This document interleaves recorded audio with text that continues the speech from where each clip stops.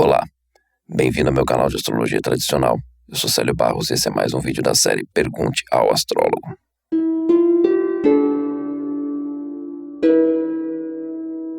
Melissa Sigolo.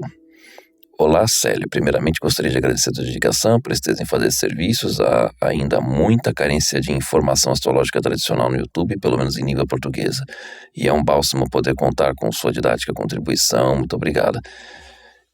Tem mais mensagem aqui, mas eu quero comentar uma coisa. Tudo bem, tem pouca, mas tem havido um crescimento. Fico feliz com isso, porque é fundamental para que o conhecimento ganhe consistência, que tenham várias opiniões de vários profissionais, gente dedicada no assunto, para que a gente possa trocar ideias e principalmente levantar, assim como a gente levanta as questões contraditórias entre alguns autores, e vai haver realmente alguns pontos aí de, se não necessariamente conflito, pelo menos de discordância. E com essa dinâmica do YouTube é muito mais interessante a gente conseguir debater sobre isso, entender qual é o ponto que gera essa discordância, se isso é só uma interpretação de texto, um jeito de pensar, uma base técnica.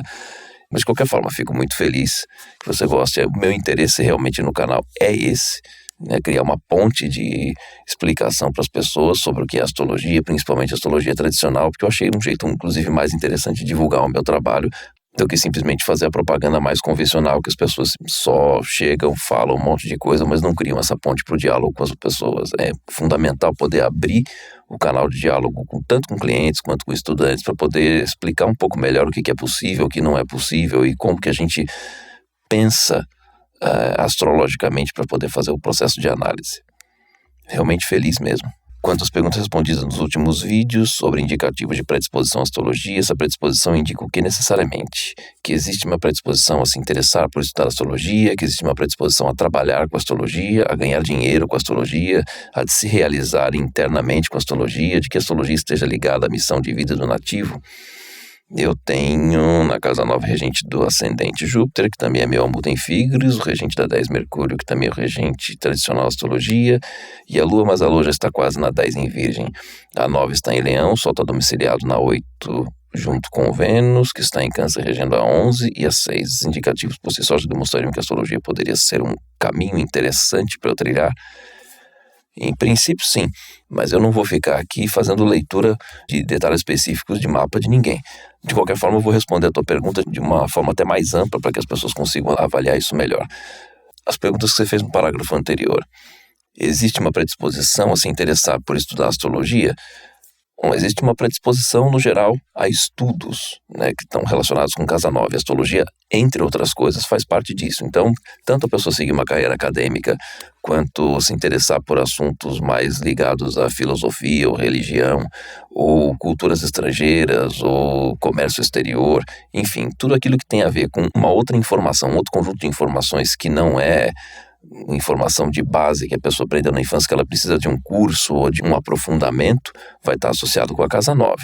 Então, claro, quanto mais coisas a pessoa tem na casa 9, como você comentar, o regente, a Almuten, enfim, muito mais coisas interessantes e relevantes, colocando a pessoa em contato com assuntos da casa 9, mais vai direcionar nessa área, mas não especificamente na astrologia. A astrologia é uma das possibilidades. O que mais? Que existe uma predisposição a trabalhar com a astrologia? Bom, o trabalho tem que ter alguma relação com a casa 10, de preferência. Casa 6 na astrologia tradicional não é trabalho. Casa 6 na astrologia tradicional é exclusivamente os problemas que a vida joga em cima da gente, animais de pequeno porte, aquelas doenças, não as doenças que te derrubam para você ficar internado numa CTI, num hospital, mas o suficiente para poder atrapalhar teu dia, para gerar desânimo, aquela gripe, febre, alguma coisa que de repente você vai ficar de cama, no máximo uma semana, mas aquela pedra no sapato, aquela coisa no meio do caminho. Ganhar dinheiro com astrologia. Dinheiro está associado sempre a 2 de alguma coisa. Então, a casa do salário, como costuma ser a casa 11, porque é a casa 2 dá 10, ganhar dinheiro com astrologia, você tem que ter alguma relação interessante, favorável, troca de recepções entre o regente da 9, da 10 e da 1. Não só, às vezes tem umas cadeias de recepções um pouco mais complexas, mas de uma forma básica, isso é interessante que seja bem relevante. De se realizar internamente com a astrologia. Bom, realização interna a gente já sabe que tem muito mais a ver com Almuten, Lua, regente da 1. Então, de novo, esse tipo de relação das recepções com o regente da 1, com a Lua, com Almuten. De que a astrologia esteja ligada à missão de vida do nativo? Novamente, Almuten, Regente da 1, sempre pontos relevantes. A história não muda muito, mas até porque as perguntas que você me enviou também são parecidas. É sempre uma questão de você associar o ponto principal da pergunta que você faz com o objeto de interesse e ver como está a relação dos regentes, as recepções, as dignidades. É isso. Astromilênio comentou: o timbre da sua voz é muito conectado à casa 8. Impressionante, sou inscrito por meus 2 canais. Sucesso. Obrigado. O timbre da minha voz é a qualidade dos microfones que eu uso, pré-amplificador valvulado. Comentei agora há pouco, eu sou técnico de som e isso faz uma diferença grande. Eu trabalho no áudio de cada vídeo meu como se fosse a masterização de um álbum.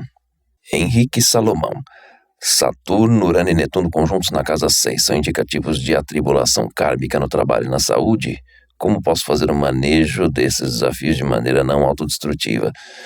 Isso é uma pergunta para a astrologia moderna. O Saturno ele só vai ser considerado em conjunção com Urano e Netuno se estiverem a menos de 1 grau, ou se Urano e Netuno estiverem a menos também de 1 grau da cúspide da casa 6.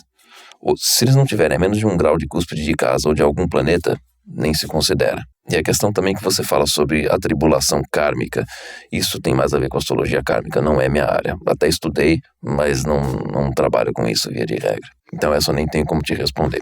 Felipe Baves: como você lida com as diferenças da astrologia grega com a medieval, por exemplo, um Júpiter na casa 7 por signos inteiros, que pelo sistema de quadrantes, como o Alcabitos, esse Júpiter fica na 6. Como fica a leitura com significados tão antagônicos? E também gostaria de saber se você considera aspectos apenas por signos, exemplo, planeta em Virgem quadra planeta em Sagitário, mesmo que esteja a mais de 20 graus de distância. Como você lida com isso? Ótima pergunta, Felipe. Já andei conversando isso, inclusive, com outros astrólogos. Eu entendo que o sistema de quadrantes é muito mais preciso e efetivo para a vida mundana.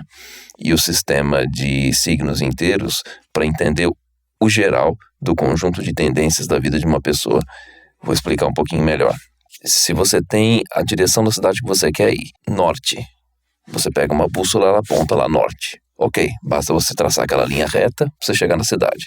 Você não necessariamente vai conseguir seguir em linha reta. Pode ter uma série de empecilhos, montanhas, vales, rios, enfim. Você vai ter que fazer uma rota que contorne por isso. Às vezes você até vai ter que ir um pedaço para o sul, depois para o leste, enfim, muitos contornos. E o que acontece com isso? Eu faço essa associação da bússola apontando o caminho da linha reta como sistema de signos inteiros e de todos os contornos necessários para se chegar àquele objetivo pelo sistema de quadrantes. Por isso essa associação da questão mais mundana. Os quadrantes, eles colocam o relevo na nossa frente do caminho que a gente tem que seguir. Não é uma questão nunca de um contra o outro, mas sim de como a coisa é buscada num, digamos, plano ideal e de como a coisa realmente acontece num plano mais material, mais mundano. Espero ter explicado tudo de uma maneira bem fácil de entender.